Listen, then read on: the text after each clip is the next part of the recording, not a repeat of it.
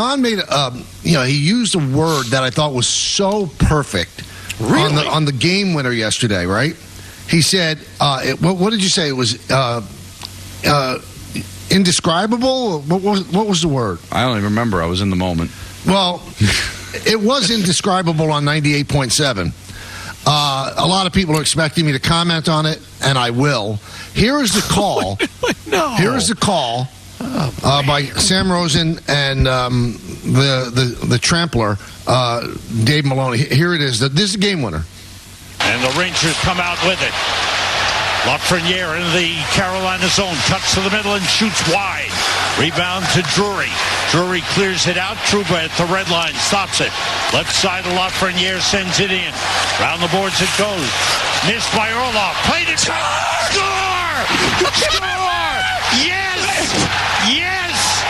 The Rangers win it in overtime and lead the series 3 games to none.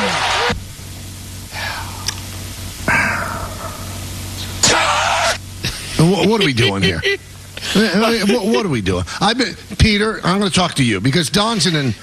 by the way, it's only right for you to talk to me. Right, because Don's in first of all, Don's going to be a phony and support it. Well, no, let me talk to Peter first. Don't devalue me. No, because you're... All right. So you're basically... So you're like Mushnick and Raceman. Like, I can't have a... You're in a bad spot. Let's put it that way. I will give you an honest assessment. Okay, but let me talk to Peter for a bit. Go ahead. I've been warning about this very thing for years now. You've heard me. You've talked about it. Yeah, sure. You've heard me. And people fight back on me. The color guy has to let the play-by-play guy do his call.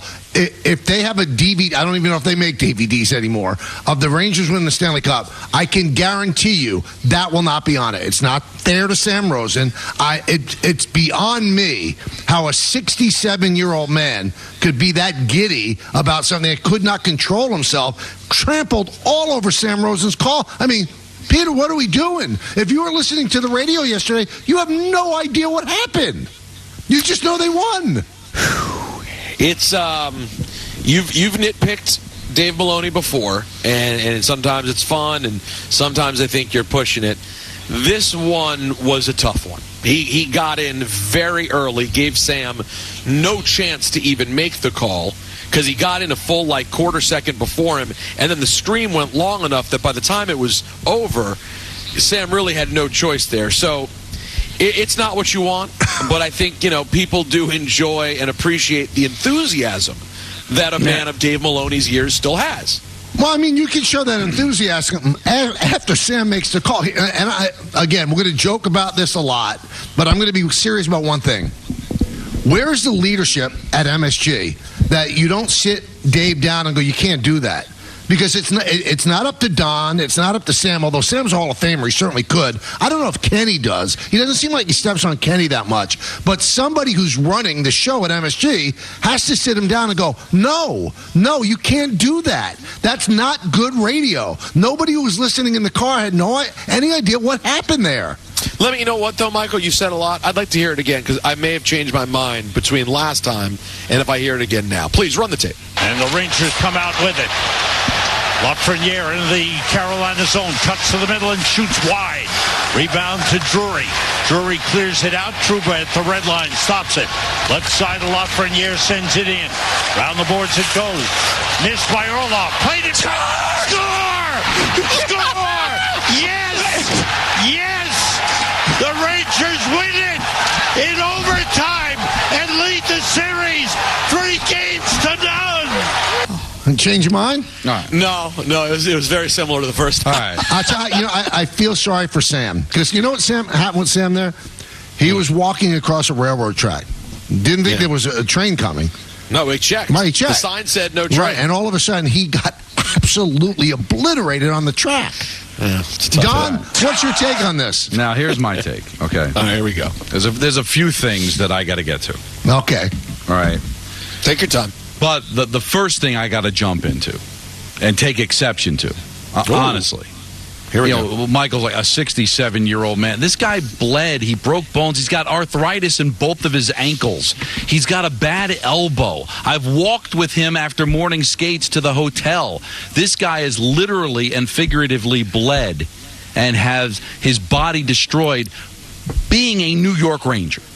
Okay, that's a good point. So, and it's not strategic. It's not like what's happening all over sports, by the way. I'll get to that in a second, where it's all performative, all trying to get a reaction, where Dave's sitting there going, I'm going to jump the call because then it'll go viral and really help my narrative and my career.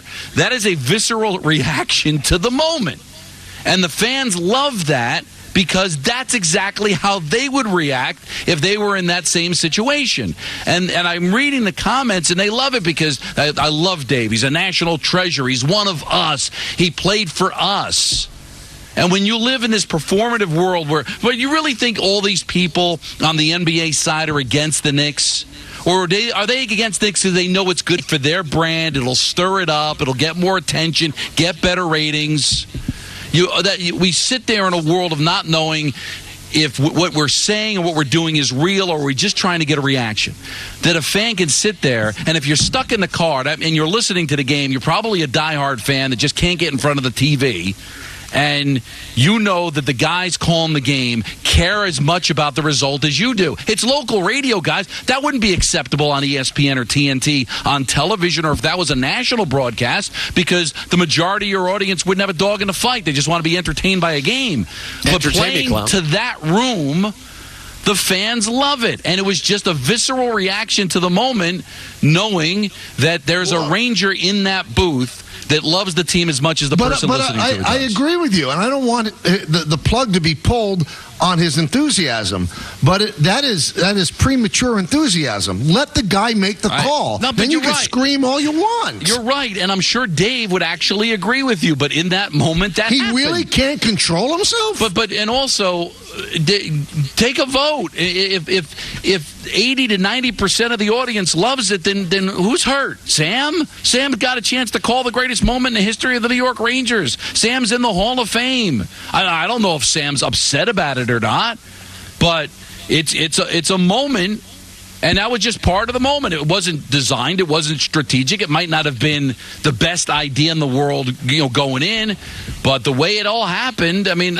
who's bothered by it? I am. It's premature exultation, and it got messy. But you know what? But the fan out there is going to be like, Michael, you don't care about hockey anyway. I don't care about your opinion. I don't want to hear that. I don't care about hockey. I was watching the game. I enjoyed it. No, but I don't mean it. I don't mean it in the sense of that you don't know what you're talking about. I'm just saying that you're not emotionally invested in this. But I'm not telling him I'm not telling him not to be emotionally invested. Just wait until the guy makes the call. Sometimes you make a good omelet, you got to break a few eggs. Well, he just broke chickens. I understand. But again, at the end of the day, if the overwhelming majority of the people heard it, love it. Peter, you know what's happening here. If we open up the phone calls to whether you like it, Michael doesn't like it, so everybody's going to love it. No, but don't be like that. I mean, just give people credit. Not every. I have this opinion. I think Mike Peter, he's technically right. If you're teaching a class on color commentary, they would tell you this is the way not to do it. But again, it's not a national broadcast. He's playing to the room. The fans all love it, and it's not made up. In a world where everything that we see and hear is all made up and all performative just to get a reaction, how refreshing is it to actually hear somebody, not because of money, not because he wanted to go viral, but he loves the team and it came out in that particular moment. And fans appreciate that. Here's the thing. This is why I'm sorry to be that guy. You're both right. Yeah, I'm not mad at that opinion. I think it's true. Michael's critique is right and fair. And Don's saying that there are hardcore fans out there who would still enjoy it because they got to celebrate the moment. He's not wrong either. I'm sorry. All right, we'll take some phone calls. 1-800-919-3776. Imagine, Don, if you were... the heart of this show is your rant or your rants. And if I just started screaming in the middle of it because I got so excited, it would ruin the rant. It would ruin the rant. He ruined Sam Rosen's call. But you're making a conscious effort. If you started screaming Ed Kranepool, I'm going, woohoo, woohoo, in the middle of it. But that would be a bad job by you. It was a bad job by Dave. But Dave didn't mean to do it. I'm not saying he meant to do it. But if you went woo-hoo during my Ed Kranepool rant, if you went woo-hoo during my Ed Kranepool rant, that'd be a bad guy because then you meant to do it. No, but what if he was just so excited by it that he kept laughing so Then loud? that's fine. But it would ruin it. It would mess it up. But I couldn't get mad at the guy if his visceral reaction was to crack up. So Diane on Twitter goes, sorry, Michael, I totally agree with Don. I love the call. It was real, and I love the enthusiasm. We were all screaming when Panarin scored that goal. Well, but you're a fan. He's a professional. You're supposed to describe the goal, and then you could scream. Right. Diane, you're allowed to scream. Dave Maloney's reaction was a reflection of what the fans were feeling. Get back to talking about the game, please. No. Well, that part is a bad job by them. You got to know the show. We analyze calls on this show, okay? You can agree, you can disagree, but we're doing that.